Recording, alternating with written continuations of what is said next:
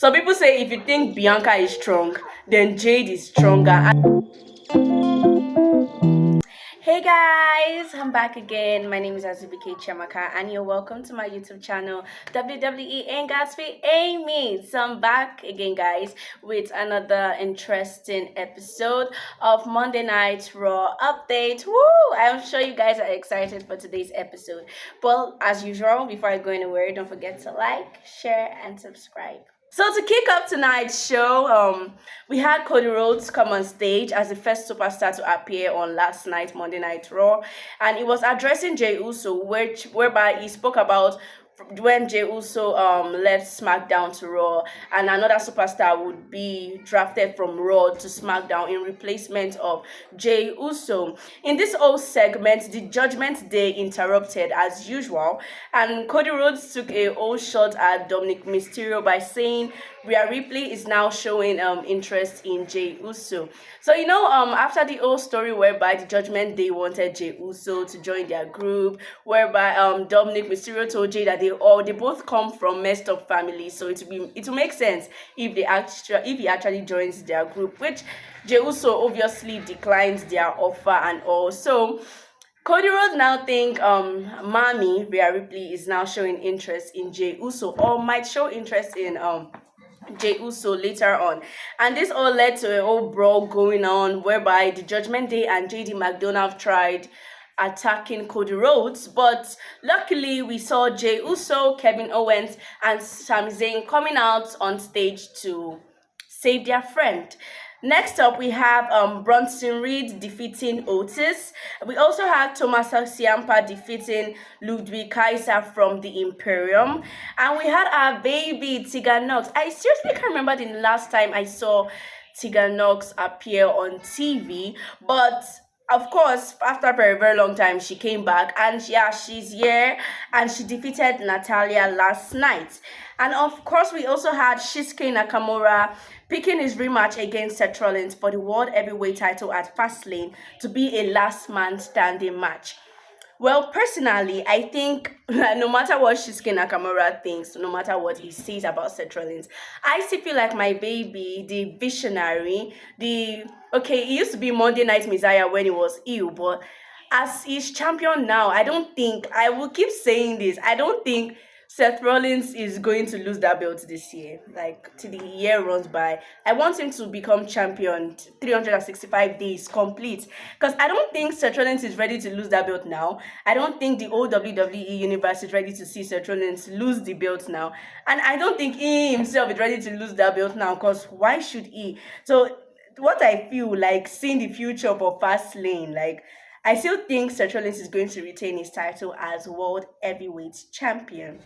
Moving on, we see Damian Priest telling JD McDonagh that he doesn't care that he's friends with Finn Balor, as JD is not in the Judgment Day and is never going to be. So right now, in this whole segment, Damian Priest actually thinks JD McDonagh is forcing himself to be a part of the Judgment Day, which is actually not buying the idea, because Damian Priest, who is currently Mr. Money in the Bank, doesn't want JD McDonagh to be part of this old Judgment Day business. He's fine with Finn Balor, he's fine with Rhea Ripley, and he's also fine with Dominic Mysterio. So JD McDonagh coming in every time they try to attack someone doesn't really sit well with Damian Priest in this whole segment. So him telling JD McDonagh to find his place in this industry is actually killing and giving.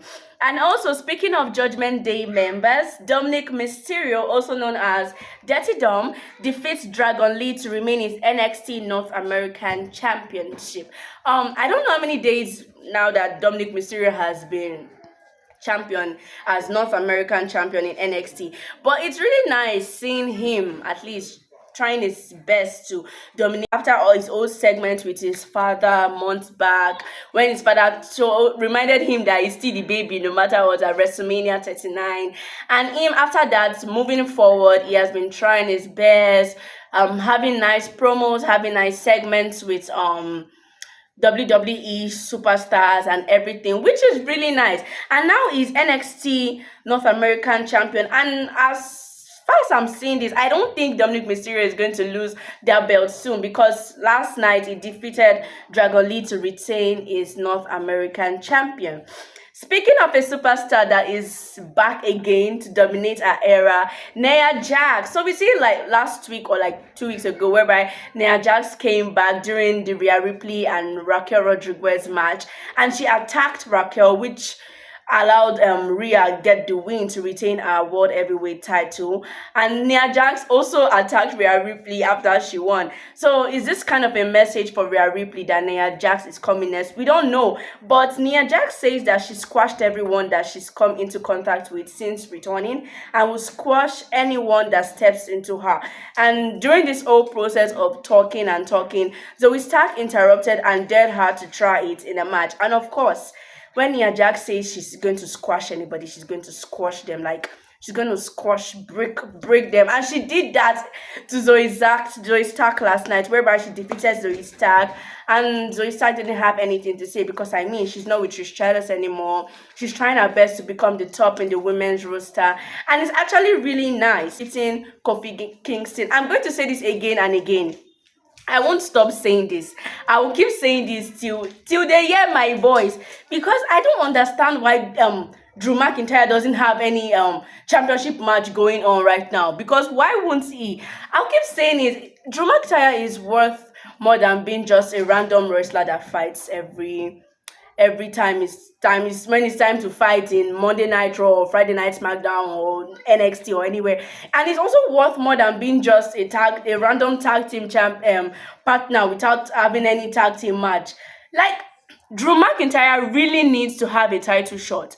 He couldn't get that with Gunther months back. Even after he came back, it couldn't get that to win Gunther and his Intercontinental champion. I mean, we still have the United States champion. We still have Seth Rollins. Well, I'm not in for Seth Rollins because I still want Seth Rollins to be champion. And we still have the undisputed title. We still have our tribal chief there.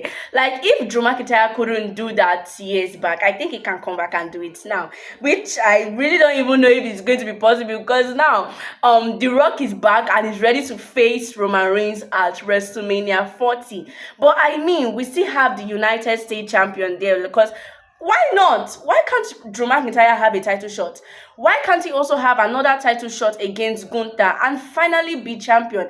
I can't wait to see that golden belt on the waist of Drew McIntyre again, because as far as I'm concerned, all his title reigns has been nothing more than exciting, thrilling. You always want to see what Drew McIntyre has to bring on the table. He has something to offer. He's good, he's athletic, he has skills, he has nice segments, he has nice promos. So why won't we love to see Drew McIntyre as champion again? But anyways, they all have their way of doing things. They all have their way of going through storylines. So let's just see how it's going to go. But after this old Drew McIntyre versus Kofi Kingston match, the Viking Raiders attacked the New Day while Drew McIntyre walked away. As the superstar that he is, he's more matured than all of them. So he doesn't really need to get concerned in their old brawl breaking out. I mean, it's none of his business. So he actually just had to away. And the Judgment Day, which is Finn Balor and Mr. Money in the Bank, Damian Priest, defeats Kevin Owens and Sami Zayn to retain their undisputed WWE Tag Team titles. So we see here now that the old Judgment Days, they're all rebuilt. I'll say it again. Yeah, they have their own title belts right now. And Finn Balor and Damian Priest has once again retained their title as undisputed tag team champions. But after this match, Kevin Owens, Sami Zayn, and Jey Uso got into a brawl with Judgment Day to end the whole show. So we all see Monday Night Raw wasn't that long, and at the same time, it was also exciting because we're all looking forward to next Monday to see what is going to go on in Monday Night Raw. So moving on to interesting news. During the week, we also Asuka celebrate her 42nd birthday. So the Empress of Tomorrow Asuka, who just recently lost her title at SummerSlam when Io Sky tagged in her Money in the Bank contract to become your new undisputed women's champion. And now she's back. She's celebrating her 42nd birthday. A whole big happy birthday to Asuka. We wish her more long life and prosperity in good health and sound mind, and more, of course, more promos to do, more pay-per-views to appear in, more matches to do, more matches to fight, more segments, and of course more feuds to get involved in. And speaking of birthdays, we had Mr. Money in the Bank, who is also undisputed tag team champion. Damian Priest celebrates his 41st birthday. When I actually saw this, I was actually really surprised because Damian Priest is 41. Like play. Damian Priest is 41. He ain't getting younger anymore, and of course he's dominating his era, so we also wish him happy birthday in long life and prosperity, in good health and sound mind. Speaking of birthdays again, we had three superstars celebrate their birthdays today, whereby Sonya Deville, who is also like in and out in the women's tag team, within our women's tag team title, celebrates our birthday this week. So it's a week of birthdays and celebrations here and there from top WWE superstars. So we wish the three of them happy birthday. And breaking news, Roman Reigns versus Bobby Lashley is currently penciled into main event WWE Elimination Chamber in Australia, which is next year. I mean, it's a really nice one, but I don't really see it that exciting because I don't really see anything exciting about a Roman Reigns and a Bobby Lashley match. It's my own opinion though. And in this case, we all know that obviously it's Bobby Lashley. Roman Reigns is obviously going to retain this title for Bobby Lashley, because if he retains the title, then it's a whole big shot for The Rock at WrestleMania 40. And this whole Elimination Chamber match will be happening next year, February, in Australia.